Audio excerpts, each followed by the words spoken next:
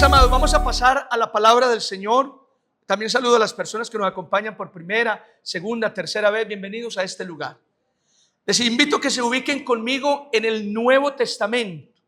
Nuevo Testamento, Evangelio de Lucas. Ubíquese conmigo en el Evangelio de Lucas. Lucas no fue apóstol del Señor Jesucristo.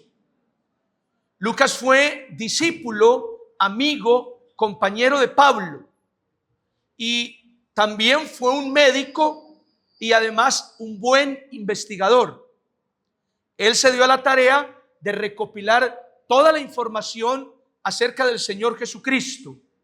Y parece que una de las fuentes de Lucas fue el mismo apóstol Pablo, aunque Pablo no anduvo con Jesús. Sin embargo, transmitió gran parte de la revelación del Señor Jesucristo a Lucas. Y Lucas escribió. Y de verdad que el Evangelio de Lucas es un relato de Jesús desde su infancia, desde el anuncio o la anunciación a María. Lucas relata y es un excelente evangelio para que lo lean en casa y lo usen también en sus devocionales. Vamos a ubicarnos en Lucas capítulo 6 y vamos a leer el versículo 46, 47, 48 y 49. Lucas 6. Dice la palabra del Señor de esta manera. Comienza con una pregunta. Jesús le dice a las multitudes, miren lo que les dice. ¿Por qué me llamáis Señor, Señor, y no hacéis lo que yo digo? Todo aquel que viene a mí y oye mis palabras y las hace, os indicaré a quién es semejante. Semejante es al hombre que al edificar una casa cavó y ahondó y puso el fundamento sobre la roca. Y cuando vino una inundación, el río dio con ímpetu contra aquella casa, pero no la pudo mover porque estaba fundada sobre la roca. Mas el que oyó y no hizo, semejante es al hombre que edificó su casa sobre tierra, sin fundamento, contra la cual el río dio con ímpetu y luego cayó, y fue grande la ruina de aquella casa. Amén. Oremos juntos. Padre, te damos muchas gracias, Señor, por este tiempo y por el servicio que tenemos esta noche. También queremos agradecerte, Cristo Jesús, por la palabra que traes a nuestra vida hoy. Dios, yo te ruego, Señor, como siempre en mis oraciones, alumbra los ojos de nuestro entendimiento y déjanos, Señor, comprender con toda claridad la palabra que traes a nosotros esta noche. Sobre todo, Señor, ayúdanos a poner en práctica esta enseñanza, porque de eso se trata, Señor, guardar todas las ordenanzas que Cristo nos enseñó. Te damos muchas gracias, la gloria y la honra sean para ti por siempre. Amén y amén. Mis amados, a través de este pasaje quiero compartir una enseñanza que he llamado el éxito de un cristiano. ¿Cómo se llama este mensaje? Eso, dígale que está a su lado. Hoy nos van a compartir el éxito de un cristiano.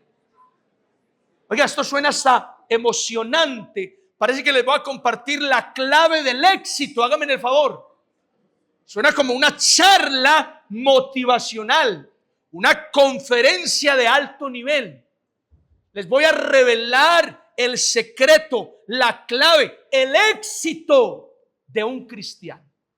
Sin embargo, mis amados, yo no soy un coach motivacional, ni tampoco soy un conferencista inspiracional.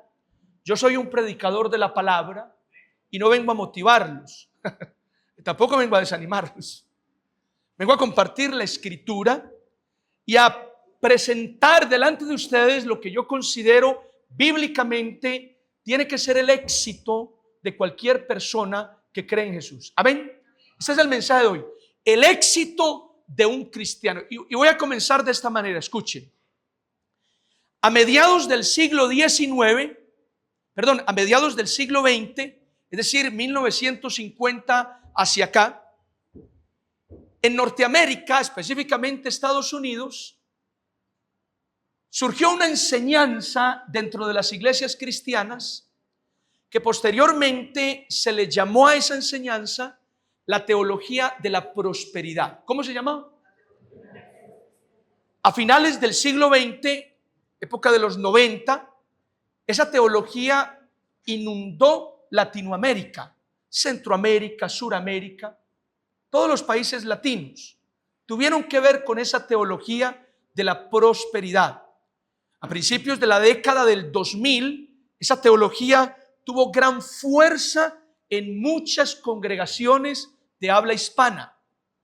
Pero ¿qué era la teología de la prosperidad? Era una enseñanza que proclamaba que todos los cristianos somos hijos del Rey de Reyes. Por lo tanto, tenemos la categoría de algo así como príncipes, por ser hijos del Rey. Y dentro de ese estado de príncipes, hijos de un rey, entonces los cristianos no debíamos aceptar de ninguna manera la pobreza. No podíamos tolerar el sufrimiento. Ese tipo de condiciones lamentables no podían tocar con los hijos de Dios. Y por el contrario, comenzaron a medir el éxito de los hijos de Dios en términos materiales, económicos y terrenales. ¿Esto qué significa? Que si usted como cristiano prosperaba económicamente, conseguía bienes materiales, además tenía cobertura y poder sobrenatural dentro de la iglesia, esa era la evidencia de que realmente usted es un hijo o era un hijo de Dios y un verdadero cristiano. Pero nada más lejos de la realidad, porque todo lo que ofrecía la teología de la prosperidad, riquezas, fama, reconocimiento, éxito terrenal, es exactamente lo que Satanás le ofreció a Jesús en el momento de la tentación. Reconocimiento, fama, éxito ante las naciones del mundo. Por lo cual algunos pastores comenzaron a concluir que la teología de la prosperidad era una enseñanza que surgió en lo profundo de las tinieblas, transmitida por Satanás para engañar a los incautos de las iglesias que no conocen la Escritura. ¿Están conmigo, sí o no? ¿Me siguen? Amén. Ahora, el éxito de un cristiano no podía medirse en términos materiales. De hecho, mis amados, en términos específicos les digo, el éxito de un cristiano no es tener muchas bendiciones en ninguna manera. Eso no es el éxito de un cristiano. Tener muchas bendiciones es bueno, pero eso no mide el éxito de un cristiano. El éxito de un cristiano, mis amados, no es alcanzar una hermosa familia. Tener una hermosa familia, pues es maravilloso, pero eso no es el éxito de un cristiano. El éxito de un cristiano no es recibir muchos dones espirituales. Este hermano está lleno de unos dones especiales de Dios y Dios lo usa tremendamente, por lo cual es un cristiano exitoso. No, ese no es el éxito de un cristiano. Ahora, el éxito de un cristiano mucho menos es conseguir bastante dinero. Eso no es el éxito de un cristiano. Pastor, entonces, ¿cuál es el éxito de un cristiano? Damas y caballeros, el éxito de un cristiano es obedecer las palabras del Señor Jesucristo. ¿Cuántos dicen amén a esto? Amén. Ese es el éxito de cualquier cristiano sobre la faz de la tierra. ¿Cuál, pastor? Obedecer las palabras del Señor Jesucristo. ¿Están conmigo, sí o no? Eso es fundamental. Ahora, en el pasaje que leímos, Jesús está terminando uno de sus sermones más largos. Fue conocido como el Sermón del Monte. Se cree que el Sermón del Monte alcanzó a durar por lo menos 5 horas. Oiga, impresionante. Y nadie se le durmió a Jesús. Bueno, pero ¿quién se le va a dormir a Jesús, por Dios? A uno se le duermen con 10 minutos, pero a Jesús nadie se le duerme. No importa que enseñe y predique por horas. Ahora, en el Sermón del Monte, Jesús enseñó sobre las bienaventuranzas, sobre el amor a los enemigos, sobre la regla de oro. Haz a los otros lo que quieres que los otros hagan contigo. Sobre la sal de la tierra, sobre la luz del mundo, sobre cómo orar a Dios. Enseñó sobre buscar primeramente el reino de Dios y su justicia.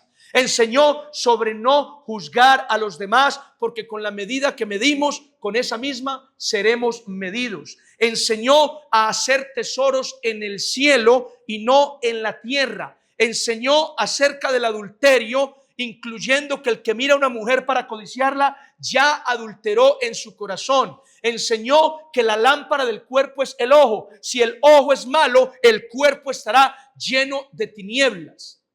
Todas estas enseñanzas las transmitió Jesús en el Sermón del Monte. Y terminando ese sermón, el Señor concluye con una pregunta. ¿Cuál fue la pregunta? El texto que leímos nos lo muestra. Jesús pregunta: ¿por qué me llamáis Señor, Señor, y no hacen lo que yo digo? Ahora, la palabra Señor en este texto viene del término griego Kyrios. ¿Cuál? Y Kyrios significa literalmente amo, o también traduce dueño. En otras palabras, Jesús termina su sermón diciéndole a las multitudes: ¿por qué ustedes me llaman amo? ¿Por qué ustedes me llaman dueño de sus vidas si ustedes no hacen lo que yo digo?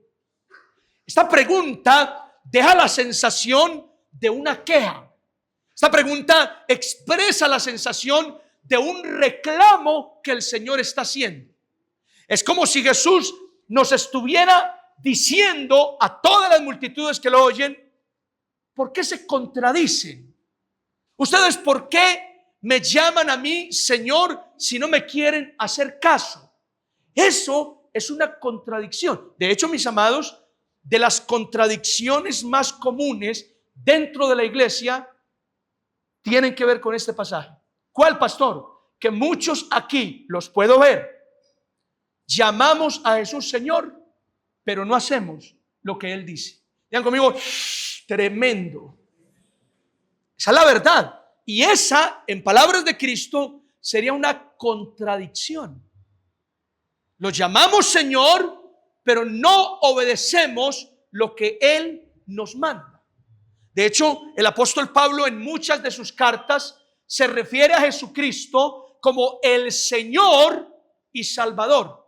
Oiga, y es curioso ese título, ese apelativo que Pablo le da a Jesús: Señor y Salvador, Señor y Salvador. ¿Y por qué es curioso?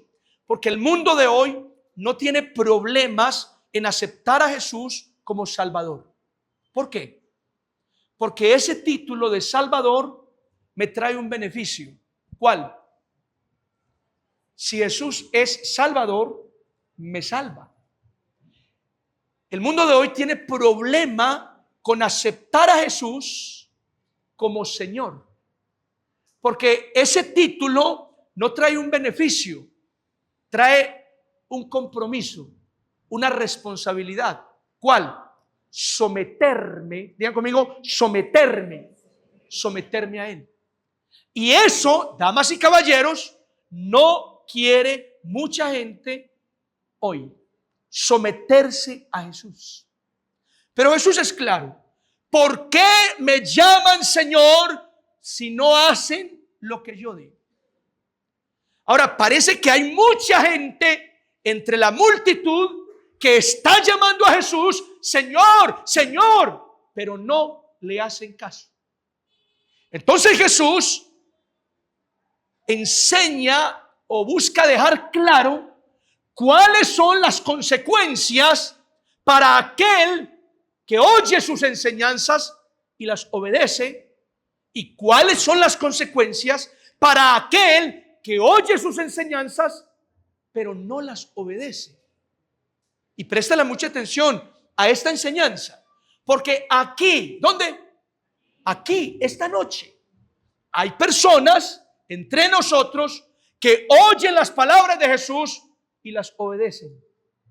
Pero también hay personas aquí, yo las puedo ver de reojo, con reflejos, como sea, que están oyendo las palabras de Cristo, pero no las cumplen, no le obedecen al Señor. Y hay consecuencias para el uno y para el otro. De hecho, Jesús presenta una metáfora, hace un contraste entre esos dos tipos de personas. Y este contraste es interesante porque el contraste que vemos en este pasaje nos presenta cosas en común que tienen los dos: el que oye y obedece y el que oye y no obedece. Este contraste nos muestra cosas que tienen en común, pero también nos muestra cosas muy diferentes entre los dos. Y los minutos que siguen voy a concentrarme en esas cosas que los dos personajes del relato de Jesús tienen en común. ¿Me siguen? Díganme amén. Pastor, ¿qué cosas tienen en común? Número uno, los dos hombres que narra Jesús tienen en común que ambos oyen la palabra del Señor. Amén. ¿Están conmigo, sí o no? Escuchen, ambos oyen la palabra. Eso tienen en común. Ambos tienen la posibilidad de escuchar el mensaje de Jesús. En eso están unidos estos dos personajes. ¿Cuál es la diferencia? La diferencia es que uno, además de oír, obedece, pone en práctica, cumple lo que el Señor está enseñando. Mientras que el otro oye la palabra, pero no cumple ni pone en práctica nada. Esa es la gran diferencia. Es decir, vemos aquí a un hombre comprometido con Jesús y su compromiso lo sella con obediencia. El otro es un simpatizante, no más. Un simpatizante que escucha y le parece agradable la enseñanza, pero no se compromete con ella. Ahora, en el Evangelio de Mateo, capítulo 7, también se presenta esta misma historia, este mismo relato. Pero en el Evangelio de Mateo, Jesús dice que el hombre que oye y obedece, él le compara a un hombre prudente. ¿Un hombre qué? Mientras que el que oye pero no obedece la palabra, Jesús le compara a un hombre insensato. ¿Un hombre qué? La versión Dios habla hoy, que es la versión católica, traduce la palabra insensato como estúpido. Dicho de otra manera, cuando tú oyes las palabras de Jesús, pero no las obedeces, mírame acá, tú eres un estúpido. Hermana, tú eres una estúpida. Si oyes y no obedeces, hermano, tú eres un estúpido. Si oyes a Jesús, pero no le haces caso. Somos completos estúpidos si venimos a la iglesia a escuchar las palabras de Jesús, pero no las ponemos en práctica. Eso somos, unos completos estúpidos. Suena fuerte, pero es real. Jesús lo expresó de esa manera. Ven conmigo, ay, ay, ay. Es así. Ahora, Santiago, capítulo 1, versículo 22, 23 y 24, dice lo siguiente: pero sed hacedores de la palabra y no tan solamente oidores, engañándoos a vosotros mismos. Porque si alguno, ojo, es oidor de la palabra, pero no hacedor de ella, este es semejante al hombre que considera en un espejo su rostro natural, porque él se considera a sí mismo y se va y luego olvida cómo era.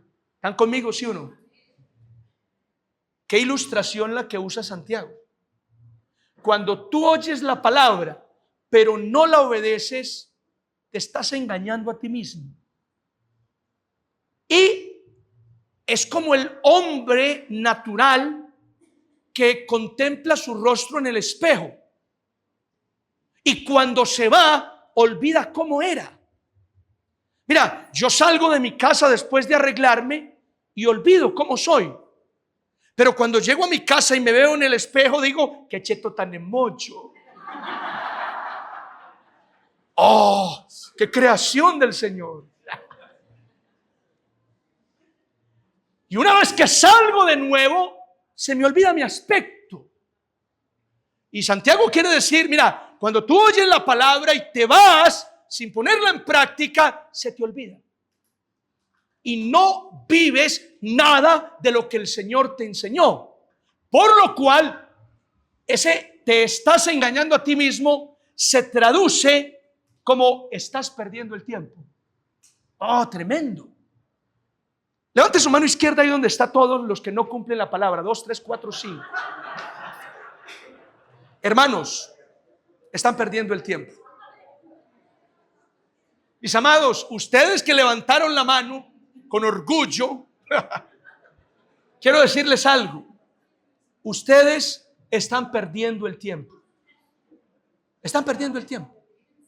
Si vienen a escuchar, pero no a obedecer, están perdiendo el tiempo. Eso se traduce como estarse engañando a uno mismo. Estamos perdiendo el tiempo. ¿Están conmigo, sí o no? Importantísimo. Un joven volvió a su pueblo natal después de muchos años. Soltó maletas y de inmediato fue a la iglesia donde creció a buscar a su pastor. Se encontró con él y le dijo: pastor, le cuento que por fin me aprendí todas las enseñanzas de Jesús. Y se las recitó una por una, cada enseñanza del maestro. Luego le preguntó: ¿qué le parece? Me sé todas las enseñanzas de nuestro Señor Jesucristo. El pastor dijo: te felicito, muy bueno que te sepas todas las enseñanzas, pero no es suficiente. Te hace falta una cosa. El joven pregunta: ¿cuál? Y el pastor dice: practícalas. Y el joven responde: ¿cómo cree que me las aprendí, pastor?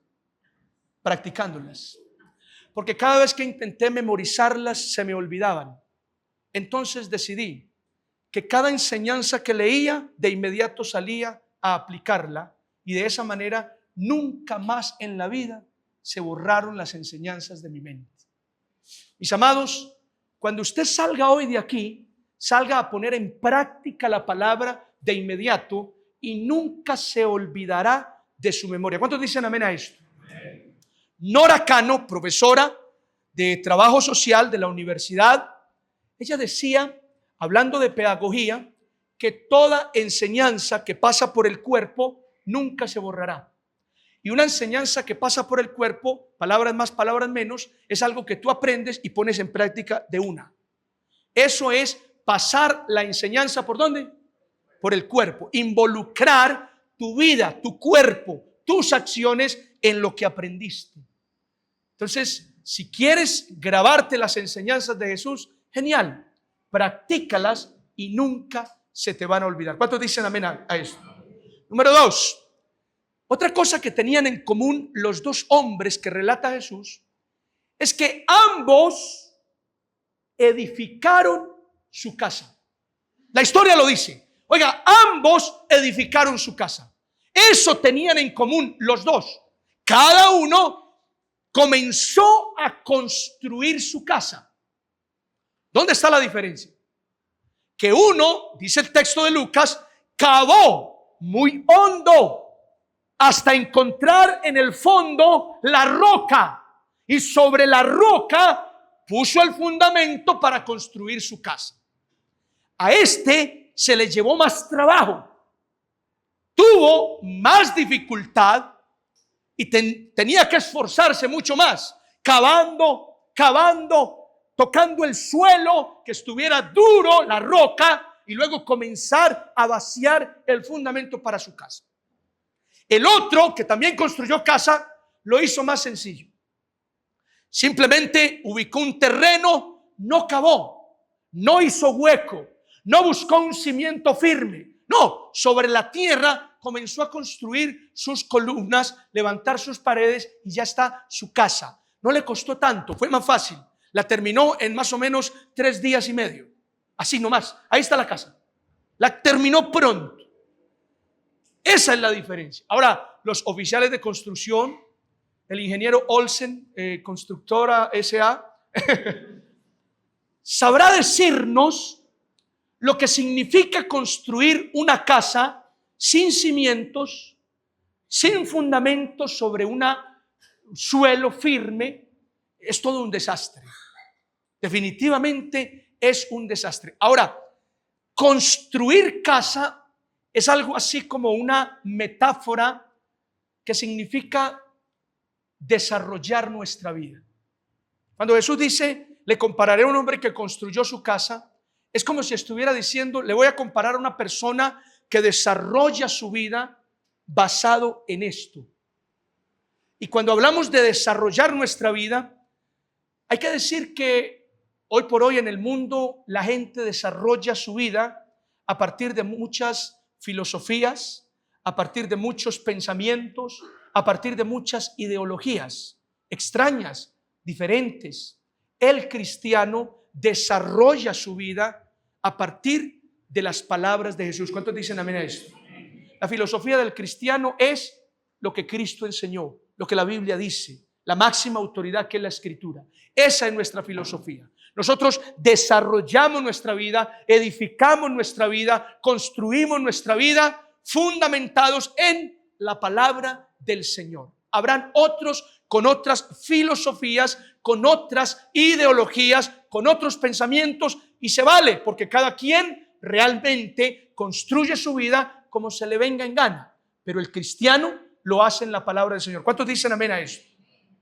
Ahora, en la iglesia hay cristianos que, aunque vienen a la iglesia, no están edificando su vida, construyendo su casa, desarrollando su existencia en las sanas palabras de Jesús, en la Escritura. No, en la iglesia hay cristianos a los que les sirve de todo.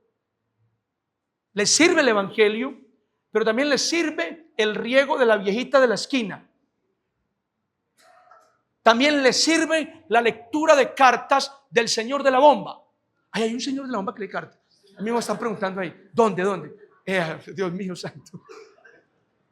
También les sirve la meditación trascendental y el yoga en Zafra y por esos lados. No en las sanas palabras de Jesús, sino en un sincretismo religioso. Es decir, en una mezcla de enseñanzas que luego, damas y caballeros, resultará en un desastre. ¿Están conmigo, sí o no? Resultará en un desastre. Es así. Yo recuerdo que yo le prediqué a una muchacha universitaria y mientras le predicaba, ella me dijo, no, mira, yo respeto mucho tu creencia, pero literalmente, Wilder, yo creo que nosotros somos polvo de estrellas. ¿Cómo? Polvo de estrellas. Comenzó a explicarme, por Dios, va, yo quería ser una estrella fugaz. Irme de inmediato, pero ¿qué es esta locura? Y ella estuvo convencida de que era una estrella fugaz. Y sobre toda una construcción ideológica basaba su vida. Es respetable. Nosotros los cristianos construimos nuestra casa, desarrollamos nuestra vida en un fundamento. Las palabras del Señor Jesucristo, la Escritura. ¿Cuántos dicen amén a esto? Amén. Fundamental. Eso, mis amados, es fundamental. Entonces, desarrolle su vida, pero en la Escritura, en la palabra. Pablo le dijo a los colosenses, mire lo que le dijo en Colosenses 2, versículo 8. Dijo lo siguiente: mirad que nadie os engañe por medio de filosofías y huecas sutilezas. Resalto, huecas sutilezas, según las tradiciones de los hombres, conforme a los rudimentos del mundo y no según Cristo. Para Pablo es claro, el fundamento de un cristiano, la filosofía de un cristiano, la ideología, el pensamiento de un cristiano tiene que ser Cristo. Solamente vive como Cristo, sé como Cristo, anda con Cristo y ya. Palabras de Pablo, estamos completos en Él. Entonces advierte, no se dejen engañar por medio de filosofías y huecas sutilezas. Mis amados, en la iglesia hoy hay incautos, indoctos, inexpertos que están siendo engañados y manipulados por huecas sutilezas de pastores inescrupulosos que se han apartado de la verdad del evangelio. ¿Están conmigo, sí o no? Hace poco un pastor reconocido, no voy a decir nombres por cuestiones éticas, aunque muchos diríamos queremos nombre. No lo voy a decir. Pero dijo por revelación del Altísimo: el Señor me dice que todo el que se sujete a mi cobertura será millonario.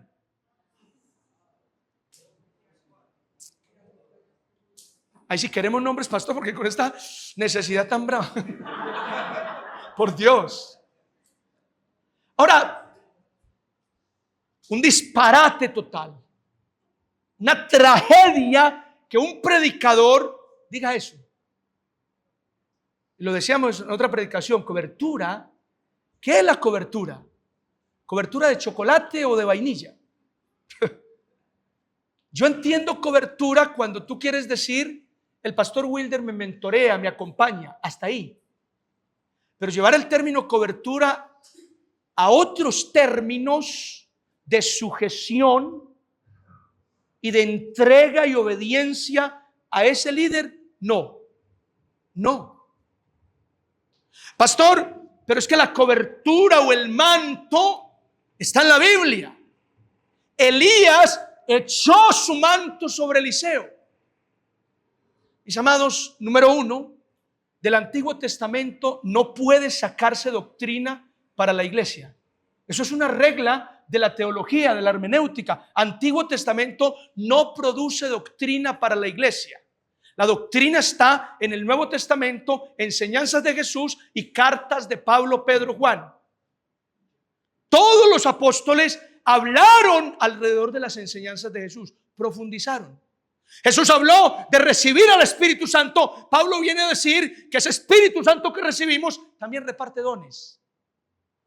Jesús habló de echar fuera demonios y de hacer ayuno y oración para enfrentar géneros de demonios. Pablo viene a decir que nuestra lucha es contra principados, potestades y que necesitamos vestirnos de la armadura del Señor. Los apóstoles y Jesús concordaron perfectamente y ahí está nuestra doctrina. Nunca hablaron de mantos, de coberturas, ni de dimensiones de la gloria del Señor. No. Para Pablo, los niveles que llamamos hoy en la iglesia simplemente es madurez espiritual. Un cristiano es maduro espiritual o inmaduro. Un cristiano está lleno del Espíritu Santo o simplemente anda en la carne. Es eso. ¿Están conmigo, sí o no? Es importante, mis amados, que tampoco nos dejemos engañar dentro de la iglesia por huecas sutilezas. Las enseñanzas de Jesús son claras. Jesús enseñó sobre el gran mandamiento: amar a Dios y amar al prójimo, seguirlo a Él tomando la cruz, negándose a sí mismo, perdonar de todo corazón, hacer tesoros en el cielo, hacer discípulos, adorar al Padre, orar en lo secreto a Dios. Esas son las enseñanzas de Jesús. Esas son las enseñanzas que tú y yo necesitamos seguir. ¿Cuántos dicen amén a esto? Y si tú sigues lo que Jesús enseñó, no necesitas nada más. Eres salvo, Eres bendecido, eres victorioso, eres buen cristiano, estás impactando al mundo. Ya.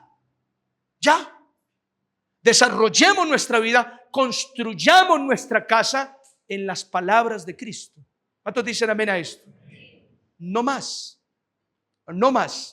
Muy importante, mis queridos hermanos. Y número 3, otra cosa que tenían en común estos dos tipos del que habla Jesús es que los dos enfrentaron adversidades. Escuchen, en la historia ambos enfrentan adversidades. Dice Jesús que el uno construyó su casa sobre la roca y el otro construyó su casa sobre la arena. Y para el uno vino el río con ímpetu y golpeó la casa, y para el otro también. El mismo río vino y golpeó con ímpetu aquella casa. Es decir, ¿qué tienen en común? Que ambos enfrentan la adversidad. ¿Cuál es la diferencia? Que para el que obedece la palabra de Cristo y edifica su casa sobre la roca, la adversidad no lo derriba, no lo destruye. Mientras que el que oye pero no hace caso, la adversidad destruye su casa, destruye su vida, quebranta y acaba con él. Esa es la diferencia, mis queridos hermanos. Y esto es interesante, porque esto nos habla de varias verdades. Por ejemplo, este pasaje que menciona Jesús nos deja claro que aunque un creyente obedezca fielmente la palabra del Señor, aún así va a tener sufrimientos, va a tener adversidad. ¿Cuántos dicen amén a esto? Va a tener pruebas. Y esto es una verdad que necesitamos recordar de vez en vez y de cuando en cuando. Recordarla, traerla a la memoria.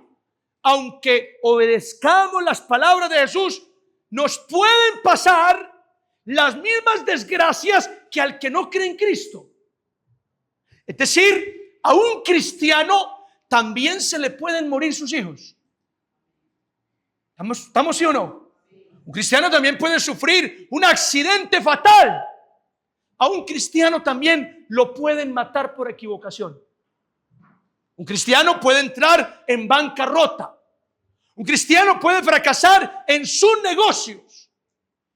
La teología de la prosperidad diría: jamás. Si es un verdadero hijo de Dios, solo va a prosperar y ser victorioso. Y si eso no pasa, no era hijo de Dios. Y terrible. Porque Jesús está dejando claro que aún el que obedezca su palabra sufrirá las vicisitudes de la vida, las adversidades de este mundo. ¿Están conmigo, sí o no? Hablaba con un joven tristísimo, muy triste. ¿Por qué está tan triste? Yo soy muy de malas. ¿Y por qué eres de malas?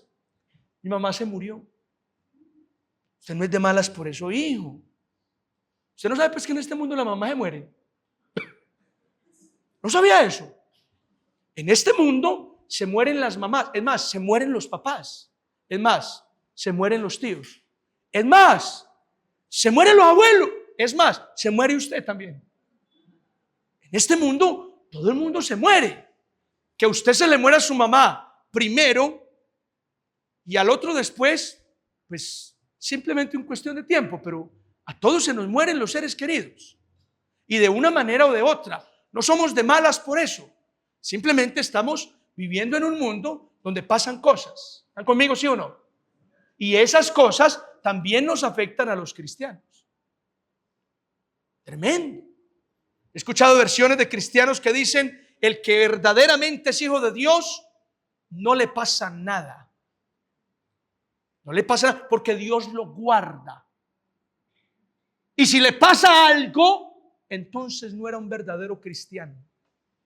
Yo me imagino a Esteban escuchando esas palabras de un cristiano de hoy, retorciéndose en la tumba, por allá moviéndose dentro de la tierra. ¿Pero qué le pasa a este? Entonces yo no era un verdadero cristiano. me apedrearon y me dieron, mejor dicho, hasta no quedar nada, por causa de Cristo. Y este viene a decir que ya no es cristiano. Y terrible, porque no es así. ¿Están conmigo, sí o no? Mis amados, el éxito de un cristiano es obedecer la palabra del Señor. Romanos 8:28. Y sabemos que a los que aman a Dios, todas las cosas les ayudan a bien. Ahora, ¿quiénes aman a Dios? Juan 14 dice, el que me ama, mi palabra guardará. Y luego dice, el que no me ama, no guarda mis palabras. Oiga, eso también es interesante. Si usted oye las palabras de Jesús, pero no las obedece, míreme acá. Usted no ama al Señor. Usted no ama. Sí, pastor, yo lo amo. ¿Usted qué va a saber? Usted conoce mi corazón. Yo lo amo. No lo amo. Pero usted ¿cómo sabe? El Señor sabe cuánto lo amo. Sí me decía una señora, el Zarco sabe. El Zarco sabe cómo lo amo yo. No lo ama. Porque si usted no obedece las palabras de Jesús, entonces el mismo Jesús dijo, no me ama. Pastor, pero esa es su interpretación. No estoy interpretando nada, apenas estoy leyendo. No estoy metiendo la interpretación al texto. Simple lectura. El que no me ama, no guarda mis palabras. No hemos interpretado nada. Así está escrito. Y es sencillo. Digan conmigo, ay. Es así, mis amados. Ahora, cuando usted como cristiano oye la palabra y la obedece, cuando usted como cristiano construye su casa, desarrolla su vida en la palabra del Señor, cuando usted como cristiano enfrenta la adversidad de este mundo aferrado a la palabra del Señor, entonces usted puede llamar a Jesucristo Señor. Ahí Jesús vendrá y te dirá, me puedes llamar Señor, porque estás haciendo lo que yo te digo. ¿Están conmigo, sí o no? Termino con esto. Un escrito teológico titulaba El problema de Satanás. Y por supuesto uno se pregunta, ¿cuál es el problema de Satanás? Y en términos generales, el escrito decía, el problema de Satanás no es solo con Dios. El problema de Satanás es con el ser humano. Y especialmente con el ser humano que se compromete con Jesucristo. Mis amados, el problema del diablo es con aquella persona que decide creerle a Jesús y poner en práctica sus enseñanzas. Con esa persona, Satanás tiene un problema. ¿Y eso qué significa, pastor? Mira, Satanás no tiene problema con que tú adores a María, con que tú creas en el divino niño, con que tú decidas entregar tu vida a Ramta, a Buda, a Mahoma, a Alá. Satanás no tiene problema con que tú seas devoto del arcángel San Rafael. No tiene problema con que tú comulgues, tengas comunión y compromiso con San Gregorio. Satanás no tiene problema con eso. Pastor, ¿por qué? Porque si tú estás entregado a eso, ya te condenaste. Ya te perdiste. Satanás tiene problema con que tú te entregues a Jesús. ¿Por qué? Porque Jesús lo venció en la cruz del Calvario. Porque Jesús es el Hijo de Dios sentado a la diestra del Padre y desde allí vendrá a juzgar a los vivos y a los muertos. Jesús es el Señor de toda la creación. El Padre ha puesto a todos sus enemigos por estrado de sus pies. Le ha dado un nombre que es sobre todo nombre. Es el Rey de Reyes y el Señor de Señores. No hay nadie como Jesús. Jesús es la persona más importante en el universo. Jesús es el Señor. Y si tú caminas con Jesús, Satanás tiene problemas contigo porque tú serás un dolor de cabeza para él y para su reino. Eso, mis amados, es el problema de Satanás. Ahora yo quiero invitarte esta noche a que realmente tengas un compromiso serio con Jesús. Y ese compromiso se traduce en obediencia a sus palabras. ¿Cuántos dicen amén a eso? Y si obedecen las palabras de Jesús, entonces puedes llamarlo Señor. Y un día cuando partas a la eternidad, Jesús mismo te va a recibir y te dirá: bien, buen siervo fiel. En lo poco fuiste fiel, en lo mucho te pondré. Entra en el gozo de tu Señor. Póngase de pie y vamos a darle gracias al Señor esta noche.